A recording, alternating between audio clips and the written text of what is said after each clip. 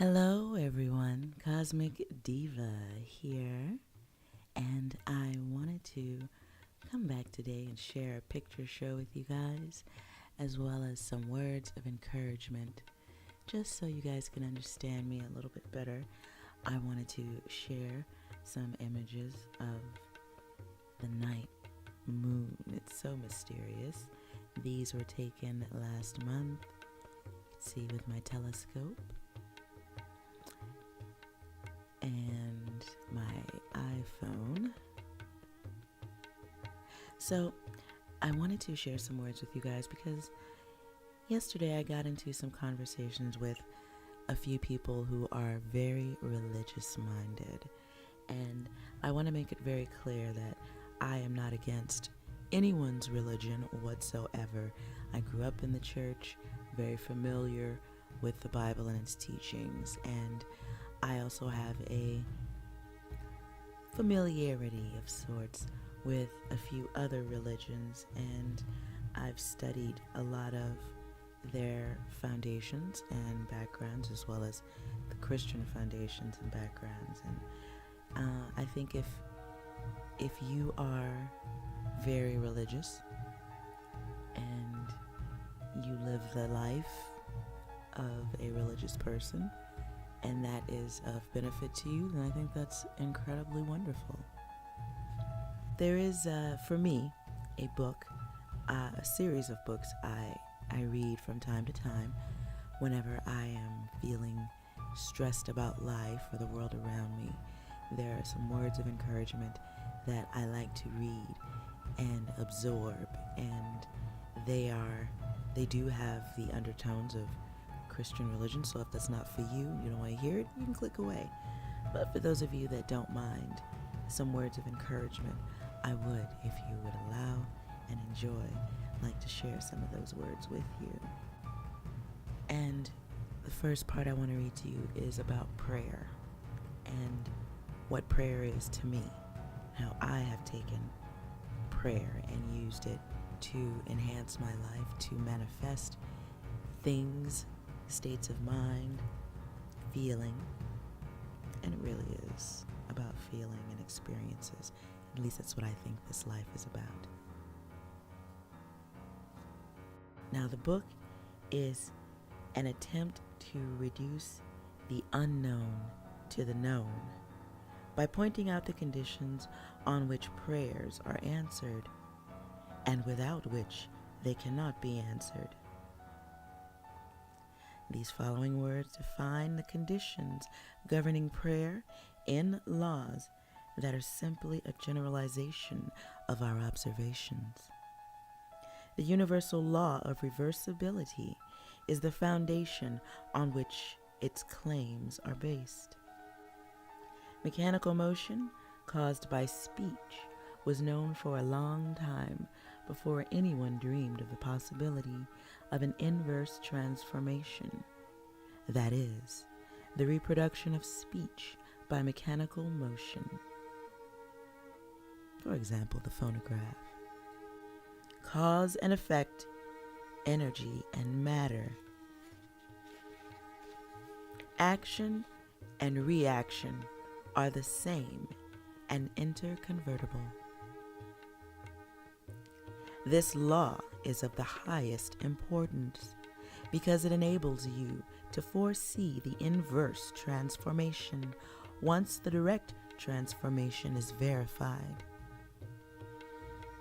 If you knew how you would feel were you to realize your objective, then, inversely, you would know what state you could realize were you to awaken in yourself such a feeling. The injunction to pray believing that you already possess what you pray for is based upon a knowledge of the law of inverse transformation. If your realized prayer produces in you a definite feeling or state of consciousness, then, inversely, that particular feeling or state of consciousness must produce your realized prayer. Because all transformations of force are reversible. You should always assume the feeling of your fulfilled wish. You should awaken within you the feeling that you are and have that which heretofore you desire to be and possess. This is easily done by contemplating the joy that would be yours were your objective an accomplished fact, so that you live and move and have your being in the feeling that your wish is realized. The feeling of the wish fulfilled, if assumed and sustained, must objectify the state that would have created it. This law explains why faith is the substance of things hoped for. Faith is the evidence of things not seen, and why he calleth things that are not seen as though they were, and things that were not seen become seen. Assume the feeling of your wish fulfilled, and continue feeling that it is fulfilled. Feel this until that which you feel objectifies itself. If a physical fact can produce a psychological state can produce a physical fact. If the effect can be produced by the cause, then inversely the effect can be produced by the cause. Therefore I say unto you, what things soever ye desire, when ye pray, believe that ye have received them, and ye shall have them. Sound familiar?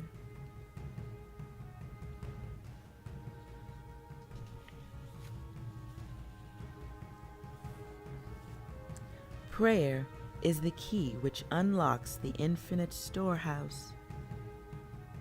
Prove me now herewith, saith the Lord of hosts. I will not open you the windows of heaven, and pour you out a blessing, that there shall not be enough room to receive it. Prayer modifies or completely changes our subconscious assumptions, and a change of assumption is a change of expression. The conscious mind reasons inductively from observation, experience, and education. It therefore finds it difficult to believe what the five senses and inductive reason deny. The subconscious reasons deductively and is never concerned with the truth or falsity of the premise, but proceeds on the assumption of the correctness of the premise and objectifies the results which are consistent with the premise. This distinction must be clearly seen by all who would master the art of praying. No true grasp of the science of prayer can be really obtained until the laws governing the dual nature of consciousness are understood and the importance of the subconscious realized. Prayer, the art of believing what is denied by the senses, deals almost entirely with the subconscious. Through prayer, the subconscious is suggested into acceptance of the wish fulfilled, and, reasoning deductively, logically unfolds it to its legitimate end. Far greater is he that is in you than he that is in the world. The subjective mind is the diffused consciousness that animates the world. It is the spirit that giveth life. In all substance is a single soul, subjective mind. Through all creation runs this one unbroken subjective mind. Thought and feeling fused into beliefs impress modifications upon it, charge it with a mission, which mission it faithfully executes. The conscious mind originates premises. The subjective mind unfolds them to their logical ends. Were the subjective mind not so limited in its initiative power of reasoning, objective man could not be held responsible for his actions in the world. Man transmits ideas to the subconscious through his feelings. The subconscious transmits ideas from mind to mind through telepathy. Your unexpressed convictions of others are transmitted to them without their conscious knowledge or consent, and if subconsciously accepted by them, will influence their behavior. The only ideas they subconsciously reject are your ideas of them, which they could not wish true to be of anyone. Whatever they could wish for others can be believed of them. And by the law of belief which governs subjective reasoning, they are compelled to subjectively accept and therefore objectively express accordingly. The subjective mind is completely controlled by suggestion. Ideas are best suggested when the objective mind is partly subjective. That is, when the objective senses are diminished or held in abeyance. This partly subjective state can best be described as controlled reverie, wherein the mind is passive but capable of functioning with absorption. It is a concentration of attention. There must be no conflict in your mind when you are praying. Turn from what is to what ought to be.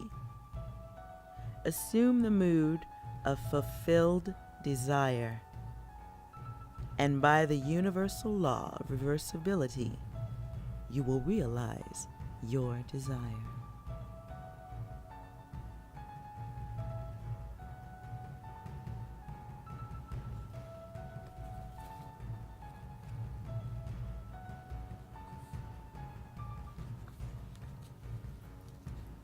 The world and all within it is man's conditioned consciousness objectified.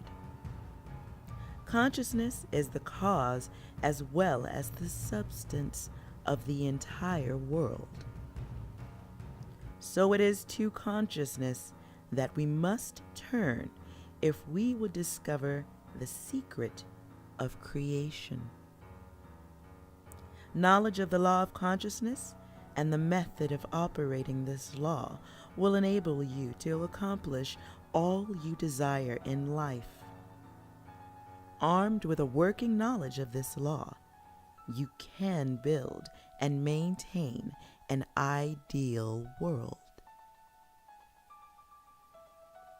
Consciousness is the one and only reality, not figuratively, but actually. This reality may, for the sake of clarity, be likened unto a stream which is divided into two parts, the conscious and the subconscious. In order to intelligently operate the law of consciousness, it is necessary to understand the relationship between the conscious and the subconscious. The conscious is personal and selective. The subconscious is impersonal and non-selective. The conscious is the realm of effect. The subconscious is the realm of cause. These two aspects are the male and female divisions of consciousness. The conscious is male. The subconscious is female. The conscious generates ideas and impresses these ideas on the subconscious. The subconscious receives ideas and gives form and expression to them. By this law, first conceiving an idea and then impressing the idea conceived on the subconscious, all things evolve out of consciousness. And without this sequence, there is not anything made that is made. The conscious impresses the subconscious, while the subconscious expresses all that is impressed upon it. The subconscious does not originate ideas, but accepts as true those which the conscious mind feels to be true, and in a way known only to itself, objectifies the accepted ideas.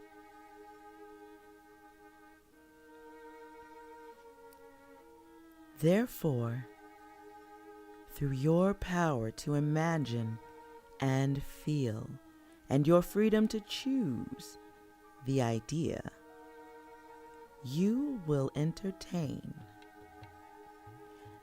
You have control over creation. Let me read that again. Therefore, through your power to imagine and feel, and your freedom to choose the idea you will entertain, you can have control over creation. Control of the subconscious is accomplished through control of your ideas and feelings. The mechanism of creation is hidden in the very depth of the subconscious. The female aspect or womb of creation. The subconscious transcends reason and is independent of induction. It contemplates a feeling as a fact existing within itself, and on this assumption proceeds to give expression to it. The creative process begins with an idea, and its cycle runs its course as a feeling and ends in a volition to act.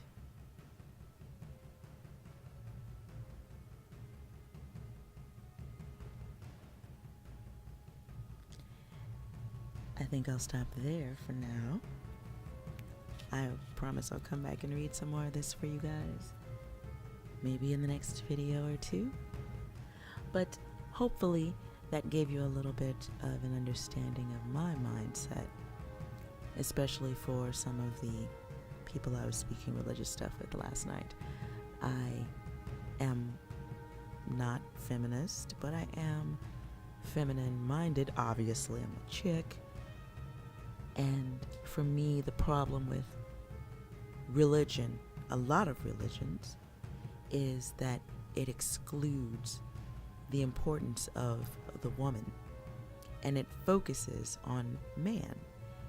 And we call ourselves as a whole, we say man, consciousness of man, faith of man, and we are leaving out such a very important component to life, to the continuation of life, and that is the role of a woman. This is always the problem that I had with Christianity, is being a part of the church. I was taught as a young child that I was going to experience things that occur naturally as a woman, and those things were my punishment. And I don't subscribe to that.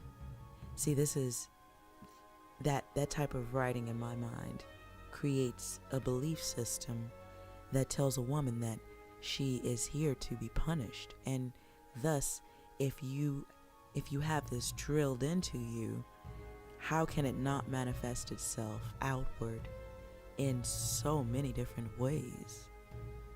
And how can one of those energies not be anger? How can one of those energies, not be selfishness, pride, and ego, especially with regards to the opposite sex? I love men, I love women, and we all have this ability to think and feel and speak as we like, well, depending on where you live. But for those of us who do have the ability to express ourselves freely, you will probably find in those societies there are more people who are turning slowly against the notion that everything must be wrapped around penis. I know I took that totally left field with that word, but hey, what I'm trying to say in wrapping it all up is your religion may be great, Christianity may be good, and it may work for you. But if you as a man do not recognize, accept, connect, and give better praise to the role of the woman, things are not going to change between men and women.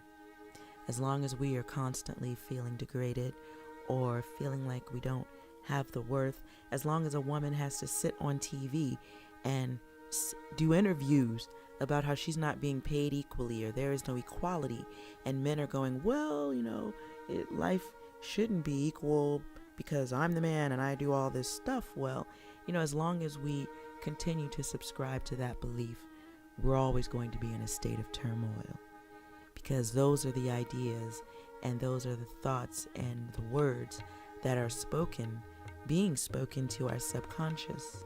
And how can that not manifest? Again, this is cause and effect. This is really 100% cause and effect. This is energy in, energy out, and energy is not lost. We know this. It travels back around in a circle. So if you tell someone that they are unattractive or fat or not worthy, if that person listens to those words, if that person absorbs that energy with which those words were spoken, there can only be a manifestation outward of that, unless that person is strong enough to either steer clear of that type of energy, or that person is mentally strong enough to reject it because they understand that the person delivering that message is only manifesting their anger and their hurt and their displeasure with the world. Sort of like a bully. Not all kids realize that the bully isn't necessarily picking on them, that the bully is expressing a thought, a feeling that they internalized from someone else, and they're just passing along those bad vibes. So, that's that. Those are my thoughts. And so if I do not wish you God bless in return, it does not mean that I don't agree with you or I'm anti-Christian or any of that stuff. What I am is anti-equality in the sense that we must return to the mother. We must return to the womb. We must give better love to each other. We must learn to love ourselves and be comfortable with that. And we must have the right to express ourselves. And this is my prayer for all of you. I wish you all nothing but the best. Have a wonderful day and feel your blessings. They are yours.